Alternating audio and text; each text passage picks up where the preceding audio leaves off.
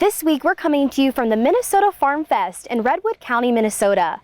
This year at Minnesota Farmfest, there are more than 400 exhibitors, along with live demonstrations, panels on hot topics in agriculture, and much more. One of the keynote discussions at Minnesota Farmfest was climate-smart practices for livestock producers. I met with an industry expert to learn more about the topic.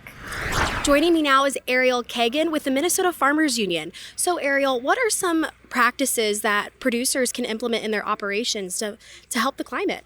Yeah, so what's really exciting right now, there's a lot of different terms about climate smart agriculture or regenerative agriculture, but a lot of these are traditional conservation programs that farmers are familiar with. So especially in livestock, you're thinking about rotational managed grazing, you're thinking about how your land can be covered year round so that we don't have runoff, and that you're sequestering carbon in the soil is sort of the goal of a lot of these programs and projects. So there's a lot you can do. A lot of it's familiar. Some of it's new, and there's new technologies too, which we're excited to explore. But farmers should know that there's plenty of opportunities to get involved in these different climate smart markets.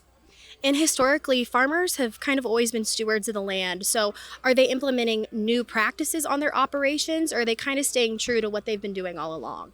It's definitely a mix. So we have early adopters who've been doing these kinds of things for decades, right? And then we also have farmers who are starting to explore what this looks like to do pastured management. We know that having continuous living cover on the landscape is really positive for all sorts of things, from water retention to climate resilience to biodiversity. So lately there seems to be a push to lower the carbon footprint in agriculture. Is this a trend that you have been seeing?